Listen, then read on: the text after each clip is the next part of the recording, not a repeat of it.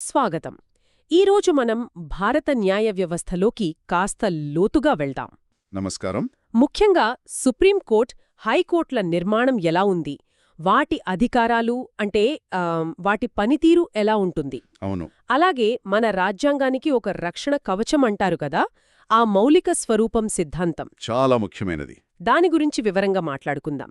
వీటన్నిటికీ మనకు ఆధారం ఎం. లక్ష్మీకాంత్ గారి ఇండియన్ పాలిటీ పుస్తకం. ప్రామాణికమైన పుస్తకం. ఈ మొత్తం చర్చలో ఈ కొంచెం క్లిష్టమైన విషయాలను కూడా తేలికగా, ఆసక్తికరంగా అర్థం చేసుకోవడమే మన ప్రయత్నం. మంచి ప్రయత్నం. సరే, మరి మొదలు పెడదామా? తప్పకుండా. అసలు మన ప్రజాస్వామ్యం, మన పాలనా వ్యవస్థలు సరిగ్గా నడవాలంటే న్యాయ వ్యవస్థ నిర్మాణం, దాని స్వతంత్రత, పనితీరు చాలా కీలకం. అవును. ఇక మౌలిక స్వరూపం సిద్ధాంతమంటారా? అది కేవలం చట్టపరమైన విషయం కాదు. కాదు. మన రాజ్యాంగానికి యొక్క ఆత్మ అది. దాని మౌలిక లక్షణాలను కాపాడే ఒక శక్తివంతమైన సాధనమన్నమాట. ఓ, ముందు దాని పుట్టుక గురించి తెలుసుకుందామా? అదే అడుగుదామనుకున్నా. ఈ మౌలిక స్వరూపం అనే ఆలోచన అసలు ఎలా మొదలైంది? పార్లమెంటుకు ప్రాథమిక హక్కులను సవరించే అధికారం ఉందా లేదా? ఆ ప్రశ్న నుంచే కదా ఇదంతా? సరిగ్గా చెప్పారు. చూడండి, స్వాతంత్ర్యం వచ్చిన కొత్తలో భూసంస్కరణలో లాంటివి తెచ్చారు. అవును. అప్పుడు ఆస్తి హక్కు అప్పట్లో ప్రాథమిక హక్కు. దానికి భంగం కలుగుతోందని కొందరు కోర్టులకు వెళ్లారు. ఓకే. అప్పుడు ప్రశ్న మొదలైంది, పార్లమెంటుకు రాజ్యాంగాన్ని, అందులో ఉన్న ప్రాథమిక హక్కులను కూడా సవరించే అధికారం ఉందా అని. మొదట్లో శంకరీ ప్రసాద్ కేసు 1951, ఆ తర్వాత సజ్జన్ సింగ్ కేసు 1964లో సుప్రీంకోర్టు ఏం చెప్పిందంటే, ఆర్టికల్ 368 కింద పార్లమెంటుకు రాజ్యాంగంలోని ఏ భాగాన్నైనా, అంటే ప్రాథమిక హక్కులతో సహా, మార్చే పూర్తి అధికారం ఉంది అని చెప్పింది. పూర్తి అధికారమా? అవును. రాజ్యాంగ సవరణలోనేవి ఆర్టికల్ 13 కింద చట్టం కాదని కూడా చెప్పింది. అంటే మొదట్లో పార్లమెంటుకే ఎక్కువ బలం ఉండేదన్నమాట. మరి ఈ మార్పు ఎప్పుడొచ్చింది, ఎక్కడొచ్చింది? కీలకమైన మార్పు, ఒక పెద్ద మలుపు గోలక్నాథ్ కేస్ 1967లో వచ్చింది. గోలక్నాథ్ కేస్. అవును. ఇక్కడ సుప్రీంకోర్టు తన పాత స్టాండ్ని పూర్తిగా మార్చేసింది. అలాగా? ప్రాథమిక హక్కులు అత్యున్నతమైనవి, శాశ్వతమైనవి. వాటిని పార్లమెంట్ అసలు సవరించడానికి వీల్లేదని ఒక సంచలన తీర్పు చెప్పింది. అంటే పూర్తిగా వ్యతిరేకంగా? అంతే. ఆర్టికల్ 368 కింద చేసే సవరణ కూడా ఆర్టికల్ 13 ప్రకారం చట్టమేని, కాబట్టి అది ప్రాథమిక హక్కులకు విరుద్ధంగా ఉంటే చెల్లదని తేల్చేసింది. అబ్బా, అది నిజంగా పెద్ద మార్పే కదా. పార్లమెంట్ అధికారంపై కోర్టొక గీత గీసినట్టయింది. మరి పార్లమెంట్ ఊరుకుందా? లేదు. ఎలా ఊరుకుంటుంది? గోలక్నాథ్ తీర్పును దాటడానికి పార్లమెంట్ 1971లో 24th రాజ్యాంగ సవరణ చట్టాన్ని తీసుకొచ్చింది. ఓకే. దీని ద్వారా ఆర్టికల్ 13, ఆర్టికల్ 368 రెండింటినీ మార్చారు. ప్రాథమిక హక్కులతో సహా రాజ్యాంగంలో ఏ భాగాన్నైనా సవరించే అధికారం మాకుంది అని, ఆ సవరణ ఆర్టికల్ 13 కిందకి రాదని మళ్లీ స్పష్టం చేసుకుంది. అంటే తమ అధికారాన్ని మళ్లీ తిరిగి తెచ్చుకుందనమాట. అంటే మళ్ళీ మొదటికొచ్చినట్లా?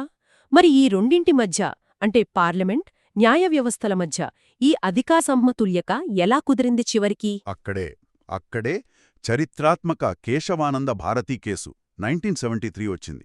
ఇది చాలా కీలకమైన కేసు. అవును, విన్నాను దీని గురించి. ఇందులో సుప్రీంకోర్టు ఒక మధ్య మార్గాన్ని, ఒక బ్యాలెన్స్ని కనుగొంది. గోలక్నాథ్ కేసు తీర్పును రద్దు చేసింది. అంటే ప్రాథమిక హక్కుల్ను కూడా పార్లమెంటు సవరించవచ్చు అని ఒప్పుకుంది. పార్లమెంట్ చేసిన ఆ 24వ సవరణ చట్టం చెల్లుతుంది అని కూడా చెప్పింది. ఓకే. అయితే ఇక్కడే ఒక ముఖ్యమైన మెలిక పెట్టింది. ఏమిటది? సవరించే అధికారం ఉంది, కాదనట్లేదు. కానీ రాజ్యాంగం యొక్క మౌలిక స్వరూపాన్ని లేదా ప్రాథమిక లక్షణాలను మార్చే, ధ్వంసం చేసే అధికారం మాత్రం లేదు అని చాలా స్పష్టంగా చెప్పింది. అర్థమైంది. అంటే ఇంటికి రంగులు వేసుకోవచ్చు, చిన్న మార్పులు చేసుకోవచ్చు, కానీ పునాదిని కదిలించకూడదనమాట. చాలా బావుంది. మరి ఈ మౌలిక స్వరూపం అంటే ఏంటి? ఏ అంశాలు దీని కిందకు వస్తాయని కోర్టు చెప్పింది? కేశవానంద భారతీ కేసులో కోర్టు ఒక పూర్తి లిస్టు ఇవ్వలేదు. అది సాధ్యం కూడా కాదు. కానీ కొన్ని ఉదాహరణలు ఇచ్చింది. ఉదాహరణకి రాజ్యాంగమే అత్యున్నతమైనది, భారతదేశ సార్వభౌమ ప్రజాస్వామ్య గణతంత్ర స్వభావం, లౌకికత్వం, శాసన, కార్యనిర్వాహక, న్యాయ వ్యవస్థల మధ్య అధికారాల విభజన, సెపరేషన్ ఆఫ్ పవర్స్. హ్మ్, హ్మ్. సమాఖ్య వ్యవస్థ, ఫెడరలిజం, దేశ ఐక్యత, సమగ్రత, సంక్షేమ రాజ్యం, న్యాయ సమీక్షా అధికారం, జ్యుడిషియల్ రివ్యూ, వ్యక్తి స్వేచ్ఛ, గౌరవం, పార్లమెంటరీ వ్యవస్థ, చట్టబద్ధ పాలన, రూల్ ఆఫ్ లా, సమానత్వ సూత్రం, స్వేచ్ఛాయుత ఎన్నికలు, న్యాయ వ్యవస్థా స్వాతంత్ర్యం, ఇలా చాలా ఉన్నాయి. ఓహ్, చాలా పెద్ద జాబితానే ఉంది. అవును, కాలక్రమేణ వేర్వేరు కేసుల ద్వారా ఈ జాబితా ఇంకా పెరుగుతూ వచ్చింది. ముఖ్యంగా పార్లమెంటుకు రాజ్యాంగాన్ని సవరించే అధికారం కూడా అపరిమితం కాదు, అది పరిమితమైనదే. ఆ పరిమితి కూడా మౌలిక స్వరూపమే అని చెప్పడం చాలా ముఖ్యం. నిజమే. ఈ సిద్ధాంతాన్ని తర్వాత ఇందిరాగాంధీ కేస్ 1975, ముఖ్యంగా మినర్వా మిల్స్ కేస్ 1980 మరింత బలపరిచాయి.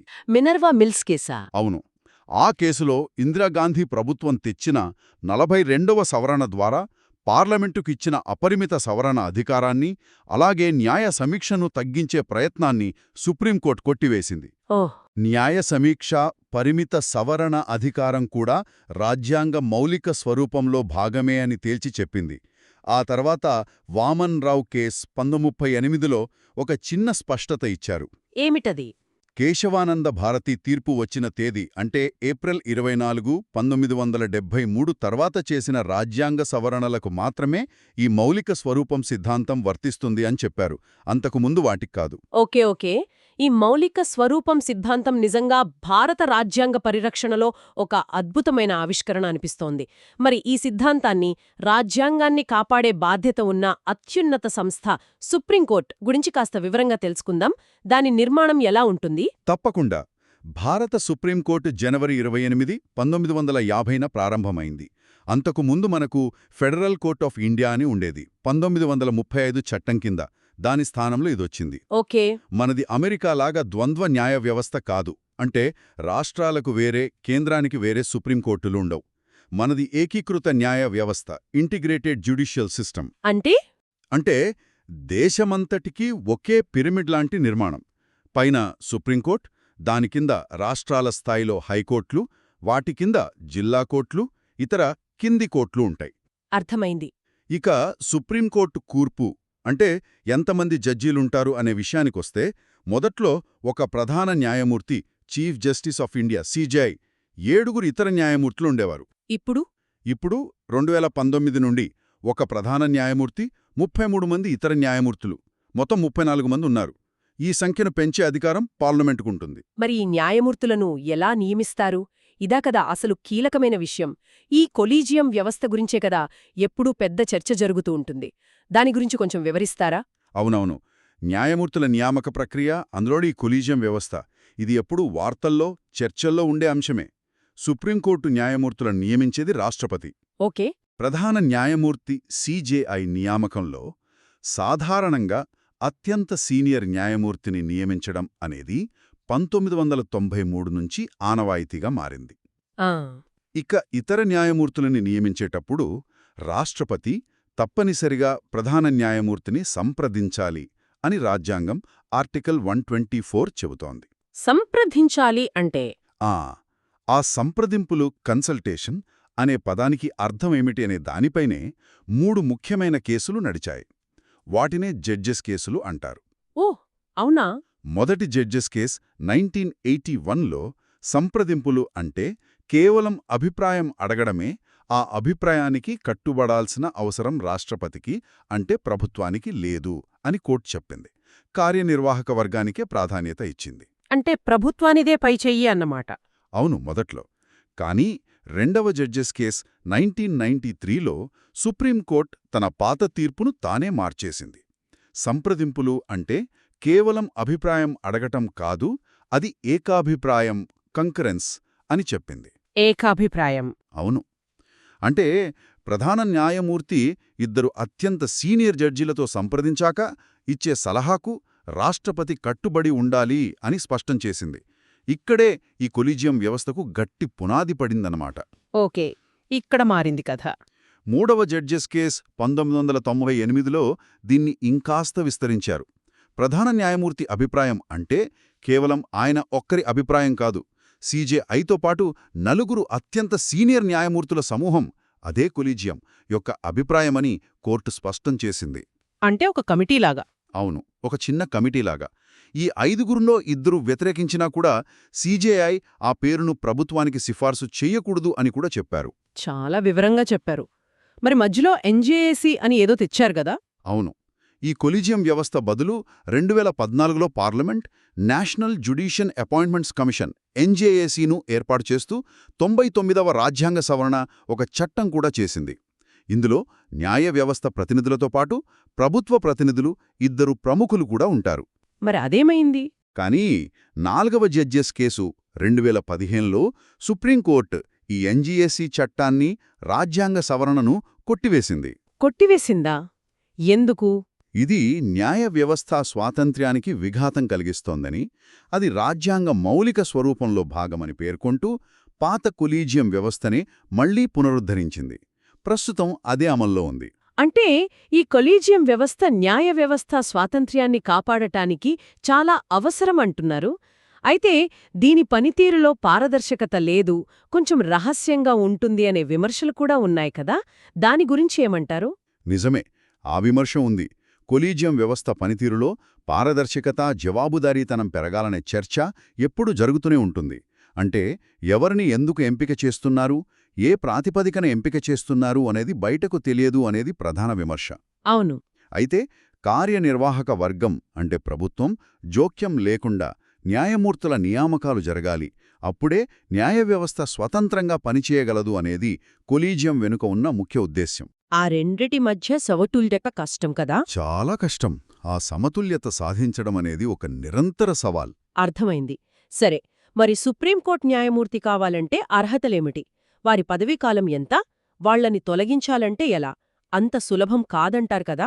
అవును, వాళ్ల పదవీ భద్రత, సెక్యూరిటీ ఆఫ్ టెన్యూర్ చాలా ముఖ్యం. సుప్రీంకోర్టు జడ్జి కావాలంటే ముందు భారత పౌరుడై ఉండాలి. సరే. తర్వాత కనీసం 5 ఏళ్లు ఏదైనా హైకోర్టులో జడ్జిగా పనిచేసుండాలి, లేదా కనీసం 10 ఏళ్లు ఏదైనా హైకోర్టులో న్యాయవాదిగా పనిచేసుండాలి, లేదా రాష్ట్రపతి దృష్టిలో ప్రముఖ న్యాయనిపుణుడై డిస్టింగ్విష్డ్ జూరిస్టుండాలి. ఓకే. వయసు? వయసు 65 ఏళ్లొచ్చే వరకు పదవిలో ఉంటారు. అంతకు ముందే రాజీనామా చేయవచ్చు. ఇక తొలగింపు విషయానికొస్తే దాన్ని అభిశంసన అంటారు. అది చాలా చాలా కష్టమైన ప్రక్రియ. ఎందుకంత కష్టం? కేవలం నిరూపించబడిన దుష్ప్రవర్తన లేదా అసమర్థత అనే కారణాలపై మాత్రమే తొలగించగలరు. అది కూడా ఎలాగంటే పార్లమెంటు ఉభయ సభలలో అంటే లోక్సభ, రాజ్యసభ రెండింటిలోనూ ప్రత్యేక మెజారిటీతో తీర్మానం ఆమోదించాలి. ప్రత్యేక మెజారిటీ అంటే? అంటే సభ మొత్తం సభ్యులలో మెజారిటీ ఉండాలి. మరియు ఆ రోజు హాజరై ఓటు వేసిన వారిలో 3/2 సభ్యులు తీర్మానానికి అనుకూలంగా ఓటు వెయ్యాలి. అమ్మా, చాలా కష్టం. అవును, చాలా కష్టం. అలా 2 సభలు ఆమోదించాక రాష్ట్రపతి ఉత్తర్వు జారీ చేస్తేనే జడ్జిని తొలగిస్తారు. దీని వెనుక ఉన్న ముఖ్య ఉద్దేశ్యం న్యాయమూర్తులు ఎవరికీ భయపడకుండా, ఎవరి ఒత్తిడులకు లొంగకుండా స్వతంత్రంగా తీర్పులివ్వగలగాలి అనేది. ఇంతవరకు ఎవరినైనా తొలగించారా? ఇప్పుడు వరకు ఏ సుప్రీంకోర్టు న్యాయమూర్తిని ఈ ప్రక్రియ ద్వారా తొలగించలేదు. జస్టిస్ వి రామస్వామిపై విచారణ జరిగిందిగాని లోక్సభలో తీర్మానం నెగ్గలేదు. జంగం దీనికి ఎలాంటి రక్షణలు కల్పించింది? కొన్ని ముఖ్యమైనవి చెప్తారా? న్యాయ వ్యవస్థ స్వాతంత్రం లేకపోతే ప్రజాస్వామ్యమే ఉండదు.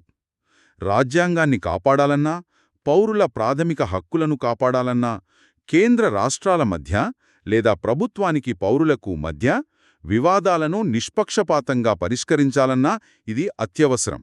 అవును, నిజమే. రాజ్యాంగం దీనికి చాలా రక్షణలు కల్పించింది. అవును. ఉదాహరణకు 1. నియామక విధానం కొలీజియం. 2. పదవికాల భద్రత, కఠినమైన తొలగింపు ప్రక్రియ. 3. వారి జీతభత్యాలు, సేవా నిబంధనలు వారికి ప్రతికూలంగా మార్చకూడదు. 4. వారి జీతాలు, ఖర్చులు పార్లమెంటు ఓటింగ్కు పెట్టకుండా నేరుగా కన్సాలిడేటెడ్ ఫండ్ ఆఫ్ ఇండియా నుండి చెల్లిస్తారు. 5. వారి అధికారిక ప్రవర్తనపై పార్లమెంట్లో చర్చించకూడదు, అభిశంసన సమయంలో తప్ప. 6. రిటైర్ అయ్యాక ప్రాక్టీస్ చేయకుండా నిషేధం. 7. న్యాయస్థాన ధిక్కారానికి శిక్షించే అధికారం. 8. కార్యనిర్వాహక వర్గం నుండి న్యాయ వ్యవస్థను వేరుచేయడం, separation of judiciary from executive. చాలానే ఉన్నాయి. ఇవన్నీ న్యాయ వ్యవస్థ ఏ ఒత్తిడులకు లోను కాకుండా స్వతంత్రంగా, నిష్పక్షపాతంగా పనిచేయడానికి దోహదం చేస్తాయి. ఇప్పుడు అసలు విషయానికొద్దాం. సుప్రీంకోర్టు అధికారాలు, విధులు, జ్యురిస్డిక్షన్ అండ్ పవర్స్ ఇవి చాలా విస్తృతంగా ఉంటాయని విన్నాం. ఏమేముంటాయి? అవును, సుప్రీంకోర్టుకు చాలా రకాల అధికారాలున్నాయి. వాటిని స్థూలంగా కొన్ని రకాలుగా చూడొచ్చు. చెప్పండి. 1. ప్రారంభ అధికార పరిధి, ఒరిజినల్ జ్యురిస్డిక్షన్. ఇది ప్రధానంగా ఫెడరల్ వివాదాలకు సంబంధించింది. అంటే కేంద్ర ప్రభుత్వానికి 1 లేదా ఎక్కువ రాష్ట్రాలకు మధ్య, లేదా కేంద్రం కొన్ని రాష్ట్రాలు ఒకవైపు, మరికొన్ని రాష్ట్రాలు మరోవైపు, లేదా 2 అంతకంటే ఎక్కువ రాష్ట్రాల మధ్య వచ్చే వివాదాలు నేరుగా సుప్రీంకోర్టులోనే విచారణకొస్తాయి. ఇది సుప్రీంకోర్టుకు మాత్రమే ఉన్న అధికారం, ఎక్స్క్లూజివ్. ఓకే, ఫెడరల్ కేసులన్నమాట. 2. రిట్ అధికార పరిధి, రిట్ జ్యురిస్డిక్షన్. ఇది ఆర్టికల్ 32 కింద వస్తుంది. పౌరుల ప్రాథమిక హక్కులకు భంగం కలిగితే వాళ్లు నేరుగా సుప్రీంకోర్టును ఆశ్రయించవచ్చు. అప్పుడు court habeas corpus, mandamus, prohibition, certiorari, quo warranto లాంటి రిట్లను జారీ చేసి ఆ హక్కులను కాపాడుతుంది. ఇది ప్రాథమిక హక్కుల రక్షణకు చాలా కీలకమైన అధికారం. ఇది చాలా ముఖ్యం కదా. 3. అప్పీలేట్ అధికార పరిధి, అంటే కింది కోర్టుల, ముఖ్యంగా హైకోర్టుల తీర్పులపై అప్పీళ్లను విచారించడం. ఇది రాజ్యాంగపరమైన విషయాలు, సివిల్ కేసులు, క్రిమినల్ కేసులు అన్నిటికీ వర్తిస్తుంది. అన్ని రకాల కేసులా? అవును. ఇందులో మళ్ళీ ఆర్టికల్ 136 కింద ప్రత్యేక అనుమతి ద్వారా appeal, special leave petition, SLP అనేది చాలా విశిష్టమైనది, చాలా విస్తృతమైనది. దీని కింద దేశంలోని ఏ కోర్టు లేదా ట్రిబ్యునల్, మిలిటరీ కోర్టులు తప్ప ఇచ్చిన తీర్పుపైనైనా సరే సుప్రీంకోర్టు జోక్యం చేసుకుని అప్పీల్ను విచారించవచ్చు, దానికి తగిన కారణాలు ఉన్నాయనిపిస్తాయి. ఓ, అదెంతో పవర్ఫుల్ అధికారం. 4. సలహా అధికార పరిధి, ఆర్టికల్ 143 కింద ఏదైనా చట్టం లేదా ప్రజాప్రాముఖ్యత గల విషయంపై సందేహం వస్తే రాష్ట్రపతి సుప్రీంకోర్టు అభిప్రాయాన్ని అడగవచ్చు. మరి ఆ సలహా పాటించాలా? పరచబడతాయి. అవి చట్టంగా చెల్లుబాటవుతాయి, వాటిని ప్రశ్నించడానికి వీల్లేదు. తన ధిక్కారానికి శిక్షించే అధికారం కూడా ఉంటుంది. న్యాయ సమీక్ష గురించి కూడా చెప్పారు కదా. అవును. 6. అత్యంత ముఖ్యమైనది న్యాయ సమీక్ష అధికారం, power of judicial review. Parliament చేసిన చట్టాలుగాని, ప్రభుత్వం జారీ చేసిన ఉత్తర్వులుగాని రాజ్యాంగానికి అనుగుణంగా ఉన్నాయో లేదో సమీక్షించే అధికారం. ఒకవేళ అవి రాజ్యాంగ విరుద్ధమని తేలితే వాటిని కొట్టివేయగలదు. ఇది రాజ్యాంగ మౌలిక స్వరూపంలో భాగమని ముందే చెప్పుకున్నాం. అమెరికా సుప్రీంకోర్టుతో పోలిస్తే మన సుప్రీంకోర్టు అధికారాల్లో ఏమైనా ముఖ్యమైన తేడాలున్నాయా, ముఖ్యంగా ఈ న్యాయ సమీక్ష విషయంలో? కొన్ని ముఖ్యమైన తేడాలున్నాయి. ఉదాహరణకు మన సుప్రీంకోర్టుకు సలహా అధికార పరిధి ఉంది, అమెరికాలో లేదు. మన అప్పెలేట్ పరిధి కూడా సివిల్, క్రిమినల్ కేసులకు విస్తరించి ఉంది. అమెరికాలో ప్రధానంగా రాజ్యాంగ కేసులే ఉంటాయి. న్యాయ సమీక్షలో? న్యాయ సమీక్ష విషయంలో ఒక సైద్ధాంతిక తేడా చెప్తారు. అమెరికా చట్టం యొక్క సరైన ప్రక్రియ, డ్యూ ప్రాసెస్ ఆఫ్ లాను అనుసరిస్తుంది. అంటే ఒక చట్టం కేవలం పార్లమెంటు పద్ధతి ప్రకారం చేసిందా అనే కాకుండా ఆ చట్టం సహేతుకంగా, న్యాయంగా, సమంజసంగా ఉందా అని కూడా కోర్టు పరిశీలిస్తుంది. మరి మన దగ్గర? మనం సాంకేతికంగా చట్టం ద్వారా స్థాపించబడిన ప్రక్రియ, ప్రొసీజర్ ఎస్టాబ్లిష్డ్ బై లాను అనుసరిస్తాం. అంటే చట్టం చేయడానికి రాజ్యాంగం నిర్దేశించిన ప్రక్రియను సరిగ్గా పాటించారా లేదా అనేది ప్రధానంగా చూస్తాం. అయితే తేడా ఉందా? సైద్ధాంతికంగా ఉంది. కానీ మనేకా గాంధీ కేసు 1978 తర్వాత మన సుప్రీంకోర్టు కూడా ప్రొసీజర్ ఎస్టాబ్లిష్డ్ బై లాకు చాలా విస్తృతమైన అర్థాన్నిచ్చింది. ఆ ప్రొసీజర్ కూడా సహేతుకంగా, న్యాయంగా, ఏకపక్షంగా ఉండకూడదు అని చెప్పింది. దాంతో ఆచరణలో అమెరికా పద్ధతికి మన పద్ధతికి మధ్య తేడా చాలా వరకు తగ్గిపోయింది అని చెప్పవచ్చు. ఓకే ఓకే, చాలా స్పష్టంగా వివరించారు. సుప్రీంకోర్టు గురించి వివరంగా తెలిసింది. ఇప్పుడు రాష్ట్ర స్థాయిలో అత్యున్నత న్యాయస్థానాలుంటాయి కదా, హైకోర్టులు, వాటి గురించి కూడా కొంచెం తెలుసుకుందాం. తప్పకుండా. మన ఏకీకృత న్యాయ వ్యవస్థలో సుప్రీంకోర్టు కింద హైకోర్టులు పనిచేస్తాయి. రాజ్యాంగంలోని ఆర్టికల్ 214 ప్రకారం ప్రతి రాష్ట్రానికి ఒక హైకోర్టు ఉండాలి. ప్రతి రాష్ట్రానికి? అవును, ఉండాలి. అయితే 7వ రాజ్యాంగ సవరణ చట్టం 1956 ద్వారా పార్లమెంటుకు ఒక అధికారం ఇచ్చారు. ఏమిటది? 2 లేదా అంతకంటే ఎక్కువ రాష్ట్రాలకు కలిపిగాని లేదా 1 లేదా ఎక్కువ రాష్ట్రాలు మరియు 1 లేదా ఎక్కువ కేంద్రపాలిత ప్రాంతాలకు కలిపిగాని ఒక ఉమ్మడి హైకోర్టును ఏర్పాటు చేయవచ్చు. ఉదాహరణకు పంజాబ్, హర్యానాలకు చండీగఢ్లో ఉమ్మడి హైకోర్టు ఉంది. అవును, విన్నాను. ప్రస్తుతం ఎన్ని ఉన్నాయి? ప్రస్తుతం దేశంలో 25 హైకోర్టులున్నాయి. మరి హైకోర్టు న్యాయమూర్తులను ఎవరు నియమిస్తారు? ఎలా నియమిస్తారు? హైకోర్టు న్యాయమూర్తులను ప్రధాన న్యాయమూర్తితో సహా కూడా రాష్ట్రపతే నియమిస్తారు. రాష్ట్రపతేనా? గవర్నర్ కాదా? రాష్ట్రపతే. కాని నియమించేటప్పుడు సంబంధిత రాష్ట్ర గవర్నర్ను, భారత ప్రధాన న్యాయమూర్తిని సిజేఐ సంప్రదిస్తారు. ఇతర న్యాయమూర్తులను నియమించేటప్పుడు వీళ్లతో పాటు ఆ హైకోర్టు ప్రధాన న్యాయమూర్తిని కూడా సంప్రదిస్తారు. ఇక్కడ కూడా కొలీజియం వ్యవస్థ. CJI plus 2 senior most supreme court జడ్జీలు ప్లస్ సంబంధిత హైకోర్టు సీజే ప్లస్ రాష్ట్ర ప్రభుత్వ అభిప్రాయం పాత్ర ఉంటుంది. అర్హతల సంగతేంటి? సుప్రీంకోర్టు జడ్జికి, హైకోర్టు జడ్జికి తేడా ఉందా? కొంచెం తేడా ఉంది. హైకోర్టు జడ్జి కావాలంటే భారత పౌరుడై ఉండాలి. తర్వాత భారతదేశంలో కనీసం 10 సంవత్సరాలు ఏదైనా న్యాయ పదవిలో, జ్యుడిషియల్ ఆఫీస్ అంటే కింది కోర్టు జడ్జిగా పనిచేసి ఉండాలి.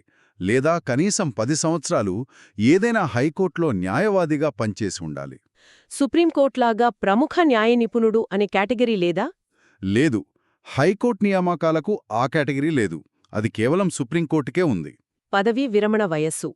హైకోర్టు జడ్జిల పదవీ విరమణ వయస్సు 62 సంవత్సరాలు. సుప్రీంకోర్టు జడ్జికి 65 ఏళ్లు అని గుర్తుంచుకోవాలి. తొలగింపు ప్రక్రియ? సుప్రీంకోర్టు న్యాయమూర్తిని ఎలా తొలగిస్తారో అదే పద్ధతిలో, అదే కారణాలపై హైకోర్టు న్యాయమూర్తిని కూడా తొలగిస్తారు. పార్లమెంటు ఉభయ సభల ప్రత్యేక మెజారిటీ, రాష్ట్రపతి ఉత్తర్వు, అదంతా సేమ్. బదిలీలు ఎలా చేస్తారు?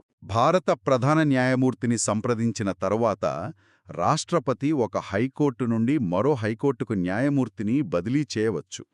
బదిలీల విషయంలో కూడా సిజేఐ అభిప్రాయానికి, కొలీజియం అభిప్రాయానికి ప్రాధాన్యత ఉంటుందని థర్డ్ జడ్జెస్ కేసులో చెప్పారు. మరి హైకోర్టుల అధికారాలెలా ఉంటాయి? సుప్రీంకోర్టుతో పోలిస్తే ఏమైనా తేడాలున్నాయా? ముఖ్యంగా రిట్ అధికార పరిధి గురించి చెప్పండి. అది సుప్రీంకోర్టు కంటే విస్తృతమైనదని విన్నాను, నిజమేనా? అవును, అది చాలా ముఖ్యమైన పాయింట్. హైకోర్టుల అధికారాలు కూడా చాలా విస్తృతంగా ఉంటాయి. 1. ప్రారంభ అధికార పరిధి, ఒరిజినల్ జ్యూరిస్డిక్షన్. ఇది సుప్రీంకోర్టుతో పోలిస్తే చాలా పరిమితం. కొన్ని ఎన్నికల వివాదాలు, రెవెన్యూ కేసులు, వీలునామాలు, కంపెనీ చట్టాలు, కోర్టు ధిక్కరించిన కేసులు, ప్రాథమిక హక్కుల అమలుకు సంబంధించిన కేసులు నేరుగా హైకోర్టులో మొదలవచ్చు. ఓకే. చాలా కీలకం. ఇక్కడే మీరు చెప్పిన తేడా వస్తుంది. సుప్రీంకోర్టు ఆర్టికల్ 32 కింద కేవలం ప్రాథమిక హక్కుల అమలు కోసం మాత్రమే రిట్లను జారీ చేయగలదు. అవును. కానీ హైకోర్టులు ఆర్టికల్ 226 కింద ప్రాథమిక హక్కుల అమలుకే కాకుండా ఏదైనా ఇతర ప్రయోజనం కోసం, ఫర్ ఎనీ అదర్ పర్పస్ కూడా రిట్లను, హెబియస్ కార్పస్, మాండమస్ మొదలైనవి జారీ చేయవచ్చు. ఇతర ప్రయోజనమంటే సాధారణ చట్టపరమైన హక్కుల, ఆర్డినరీ లీగల్ రైట్స్ అమలు కోసం కూడా. అంటే కేవలం ఫండమెంటల్ రైట్స్కే కాకుండా ఇతర లీగల్ రైట్స్ కోసం కూడా హైకోర్టుకు వెళ్ళొచ్చా? అవును, రిట్ కోసం వెళ్ళొచ్చు. ఈ విషయంలో హైకోర్టుల రిట్ అధికార పరిధి సుప్రీంకోర్టు కంటే విస్తృతమైనది అని చెప్పవచ్చు. అయితే సుప్రీంకోర్టు దేశం మొత్తానికి రిట్స్ జారీ చేయగలదు, హైకోర్టు తన ప్రాదేశిక పరిధిలోనే జారీ చేయగలదు. ఓ, అదొక తేడా ఉంది.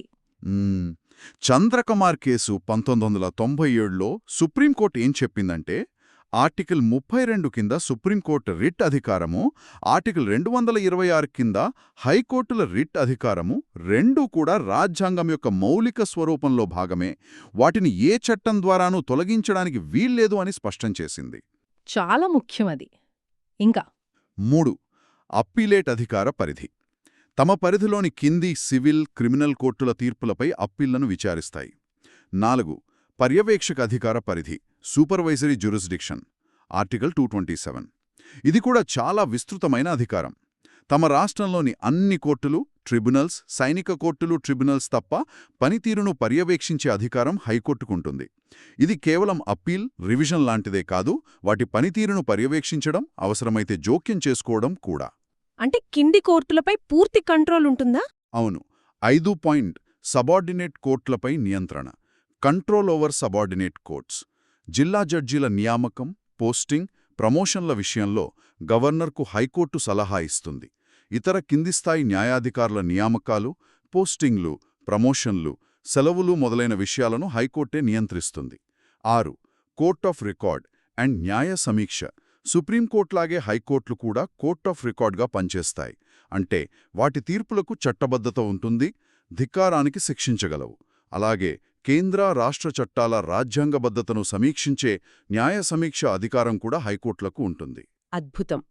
భారత న్యాయ వ్యవస్థ గురించి, ముఖ్యంగా సుప్రీంకోర్టు, హైకోర్టులు, వాటి నిర్మాణం, అధికారాలు, స్వాతంత్ర్యం, అన్నిటికంటే ముఖ్యంగా రాజ్యాంగ మౌలిక స్వరూపం సిద్ధాంతం ఎలా పుట్టింది, ఎలా పరిణామం చెందింది, దాని ప్రాముఖ్యత ఏంటో చాలా వివరంగా, స్పష్టంగా అర్థమైంది. న్యాయమూర్తుల నియామకాల్లో కొలీజియం వ్యవస్థ పాత్ర, దాని చుట్టూ ఉన్న చర్చలు, కోర్టులకున్న విస్తృత అధికారాలు, ఇలా ఎన్నో కీలకమైన అంశాలు తెలిసాయి. మరి ఇదంతా విన్న తరువాత మనం చివరగా గ్రహించాల్సిన ముఖ్య విషయమేమిటి? మనం ముఖ్యంగా గ్రహించాల్సింది ఏమిటంటే, భారతదేశంలో న్యాయ వ్యవస్థ అనేది కేవలం తగాదాలు తీర్చే ఒక వేదిక మాత్రమే కాదు. అది రాజ్యాంగానికి సంరక్షకుడు, గార్డియన్, పౌరుల ప్రాథమిక హక్కులకు రక్షణ కవచం, వాటికి హామీ ఇచ్చేది, గ్యారంటర్, దేశంలో చట్టబద్ధ పాలన, రూల్ ఆఫ్ లా అనేది సక్రమంగా అమలవడానికి మూలస్తంభం. నిజమే. ముఖ్యంగా మనం చర్చించుకున్న మౌలిక స్వరూపం సిద్ధాంతం, ఇది పార్లమెంటుకు రాజ్యాంగాన్ని సవరించే అధికారం ఉన్నప్పటికీ ఆ అధికారం అపరిమితం కాదు అని చెప్పే ఒక రాజ్యాంగపరమైన, చాలా ఆవశ్యకమైన నియంత్రణ. అవును. ఇది మన ప్రజాస్వామ్య వ్యవస్థ యొక్క ప్రాథమిక సూత్రాలను, విలువలను కాపాడటంలో అత్యంత కీలక పాత్ర పోషిస్తోంది. ఈ బాధ్యతలన్నీ సమర్థవంతంగా నిర్వర్తించాలంటే న్యాయ వ్యవస్థ స్వతంత్రంగా, నిష్పక్షపాతంగా పనిచేయడం అత్యంత ముఖ్యం. దానిని కాపాడుకోవాల్సిన బాధ్యత మనందరిపై ఉంది. ముగింపుగా శ్రోతల ఆలోచనలను రేకెత్తించే ఒక ప్రశ్నతో ముగిద్దాం. నేటి ప్రపంచం చాలా వేగంగా మారిపోతోంది. కొత్త సాంకేతికతలొస్తున్నాయి. సమాజంలో కొత్త రకమైన సవాళ్లు ఎదురవుతున్నాయి. కోర్టులపై కేసుల భారం పెరుగుతోంది. నియామకాలలో పారదర్శకత గురించిన చర్చలు జరుగుతున్నాయి. అవును. ఇలాంటి పరిస్థితుల్లో న్యాయ వ్యవస్థ తన స్వతంత్ర ప్రతిపత్తిని, నిష్పాక్షికతను ఎలా కాపాడుకోగలదు? మారుతున్న కాలానికి అనుగుణంగా రాజ్యాంగ స్ఫూర్తిని, ముఖ్యంగా ఆ మౌలిక స్వరూపం అనే భావనను పరిరక్షించడంలో భవిష్యత్తులో ఎలాంటి అవకాశాలు, ఎలాంటి అడ్డంకులు ఎదురుకావచ్చు? దీనిపై మీ ఆలోచనలను మాతో పంచుకోండి. మరో ఆసక్తికరమైన అంశంతో మళ్ళీ కలుద్దాం. నమస్కారం. నమస్కారం.